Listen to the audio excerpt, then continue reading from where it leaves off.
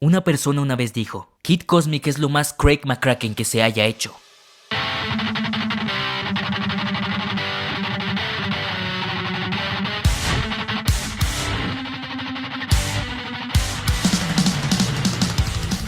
Y no se puede estar más de acuerdo, tiene de todo, ciencia ficción de Wonder, superhéroes de las chicas superpoderosas, una extraña variedad de criaturas como en Mansión Foster, y nada de eso fue intencional, sino iba sucediendo mientras se desarrollaba esta serie. Aquí no nos andamos con rodeos, tomando en cuenta que en Kid Cosmic todo está más conectado a la realidad, tanto su mundo como sus personajes no son cartoon, sino personas normales. Pero claro, esto es animado y debe tener un tono cartoon, como las obras hechas en tinta que le gustaba consumir a Craig de joven, como Tintín. A base de esto, el equipo detrás de esta serie se preguntó, ¿qué diseño podría tener una mezcla entre la vida real y lo cartoon? Encontrando el balance, obtuvieron a nuestros héroes locales.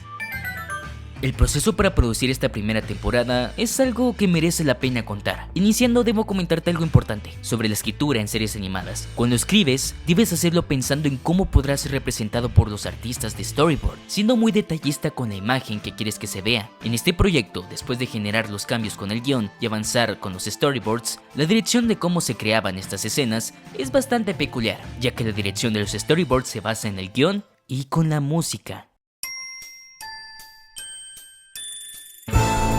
La música siendo algo que normalmente se hace en un punto más avanzado de la producción. En esta ocasión los temas musicales y ambiente del soundtrack original ya estaban hechos mientras se elaboraban los storyboards. Ahora, como si se tratase de un buen montaje o AMV, se guiaban los acontecimientos de la escena a base del ritmo y la música, siendo un elemento esencial. Well, that's the essence of cartoons, right? They all started as music, visuals put to music. So, and that was like, even when I'm developing the show, one of the first things I think of is what is the soundtrack? What is the music? What's the driving force behind it? Pero pongámoslo en práctica. Kid propone un juego de persecución en la que Rosa debe atraparlo, comenzando así el escape de Rosa y la música, echan un tono activo y frenético, pero de manera más calmada, ya que estamos hablando de Rosa, en la cual si te detienes un momento al ver cómo elaboran el montaje de lo que sucede, con cosas pequeñas como Kid perdiendo el balance de su vuelo y los constantes teletransportes de Joe, te darás cuenta de que están hechos para estar acoplados a la música, aunque claro, esto igual luego puede hacerse al revés con la música adaptándose a lo que se haya hecho en primer lugar, con lo visual, pero me pareció bastante interesante sobre el cómo manejan las cosas en detalles muy pequeños, como el hecho de que Joe aparece en pantalla al mismo tiempo de que se acopla un nuevo instrumento a la canción. En Kid Cosmic hay consecuencias reales. Creo que se tiene una mezcla curiosa respecto a la comedia en los primeros capítulos. En Kid Cosmic mantienen la continuidad constante de las cosas sin olvidar las consecuencias de cada acción, porque el ver cómo una niña se convierte sin querer en una asesina despiadada de múltiples criaturas y mostrándote las consecuencias de cada acción de manera directa, lo vuelve algo impredecible, porque siempre espera lo inesperado. Como por ejemplo cargarse a 3 soldados armados, dispararle una moto y recuperar una piedra en menos de 20 segundos y sin piernas. ¿Ya les he dicho que me encanta Chuck? Bueno, yo me considero una persona que es difícil de captar la gracia con la comedia en general, pero observen esto.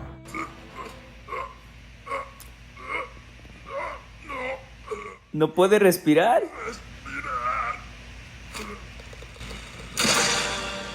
¡Se murió el pendejo!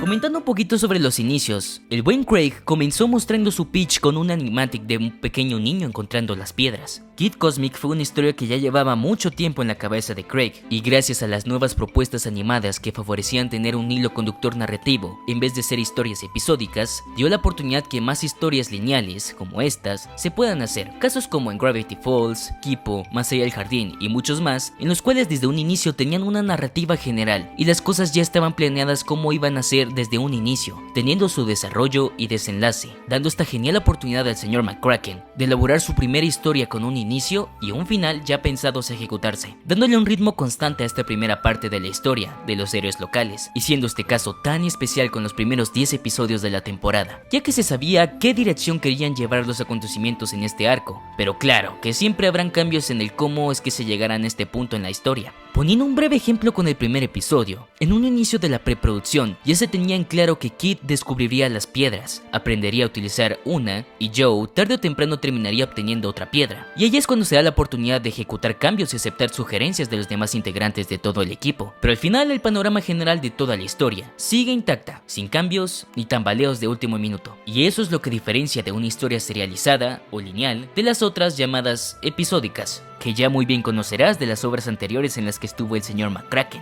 Craig ha mencionado ser el tipo que gusta usar la estructura narrativa de salvar al gato. Pero, ¿qué es esto en primer lugar? Para hacerte la historia corta, existen múltiples estructuras o plantillas narrativas para desarrollar tu historia, en las que puedes utilizar esto como base para generar una narrativa concisa y sin rodeos. Sin embargo, no es un estándar que se te pide que lo hagas tal y como está escrito, sino como en todo, usarlo como referencia. Pero si sabes cómo son las reglas, podrás encontrar nuevas formas de romperlas si lo ves necesario. Entonces, ya en el desarrollo de la primera temporada, sabiendo a dónde quieres que vayan las cosas, ya puedes distribuir mejor la manera de los acontecimientos que sucedan en cada episodio, porque al saber a qué hora las cosas están calmadas y tranquilas, sabrás gracias a la referencia de la estructura que tengas, que justo después de la calma, los verdaderos antagonistas aparecerán en escena, o que justo después de que todo se haya perdido, y miramos el lado oscuro de nuestro personaje, ya acercándose el inicio del tercer acto, no queda más que comenzar a reunir el equipo de nuevo, y así. Pero como menciono, estos son ejemplos de la estructura de Save the Cat, y tú tienes el criterio final para llevar tu historia donde desees, que vaya teniendo en claro la estructura de lo que quieras basarte, o lo que tú veas más conveniente. Pero claro, al final lo bueno de todo esto es en el cómo harás que estos acontecimientos sucedan. Kid es un chico con una inmensa confianza. Me recuerda a mí cuando era niño, sin darme cuenta de las incoherencias que hacía porque, a pesar de todo, seguía el ritmo de lo que deseaba hacer. Es bastante genial que a pesar de esta alta confianza que tiene el chico, las cosas no salen como él pensaba que serían, como muestran que uno al tener estos poderes no los domina de la noche a la mañana, después de un pequeño montaje donde fallan y momentos después hay una elipsis temporal y ya ha dominado con facilidad su nueva habilidad. Te estoy viendo a ti, equipo. Sino aquí durante casi toda la primera temporada se demuestra que nuestro protagonista está fallando y avanza con sus habilidades de manera progresiva, lento pero inseguro. Y también me gusta cómo los dones de las piedras son otorgadas de manera orgánica a cada integrante que le queda bien según como son del equipo de héroes locales. Es por eso que la habilidad más poderosa la tiene Rosa, porque así la vuelve invencible y fuera de peligros que puedan provocar las otras piedras, o que el abuelo George o Papa G, con su múltiple habilidad de construir cosas y trabajar en conjunto, obtiene un gran repertorio de clones. También está Joe, quien me recuerda a mí, por el deseo que ella tenía de visitar y viajar a distintos lugares, y que ahora puede hacerlo realidad, con su habilidad de teletransportarse hacia donde desee. O Tuna Sandwich, quien sorpresivamente terminó siendo el integrante con mayor conocimiento, quien tiene la habilidad de predecir los diversos futuros, y que siempre que alertaba peligro me recordaba el teléfono de las chicas superpoderosas. Pero omitiendo el progreso secundario de nuestros coprotagonistas, sí noté que se enfocaban más en Kid a la hora de compararse con los demás héroes locales, ya que Kid en esta temporada se le da la oportunidad de sufrir, desanimarse, cansarse por no ser suficiente, en poder ayudar y proteger a los demás, y esto no lo muestran de manera directa, y hace que el joven yo tenga una conexión más fuerte con este chico, dándole una lección sobre lo que significa ser héroe, teniendo que afrontar el equipo que en un inicio deseaba formar parte. Esta copia barata de los Power Rangers, o super equipo que normalmente podías ver en las historias que Kid consumía, siendo esto uno de esos elementos que ayudan a nuestro protagonista a proceder en el cambio. Right, and his goal to be a hero was to stop bad things from happening because a really bad thing happened to him very early age. And at that age, that's his way of processing it. If I can get powers and be a hero, then I'll be fine forever. I'll be safe, right? And it's like, well, no, not necessarily. It's going to be harder. Kid Cosmic no es sobre los poderes, es sobre las personas. Este video sin dudas fue algo bastante bonito de hacer. Recuerden que pueden conocerme mejor por medio de mis redes sociales o pasarse a charlar conmigo en Twitch, porque tengo Twitch y ahí platicamos, hacemos cosas y eso sería todo. Adiós.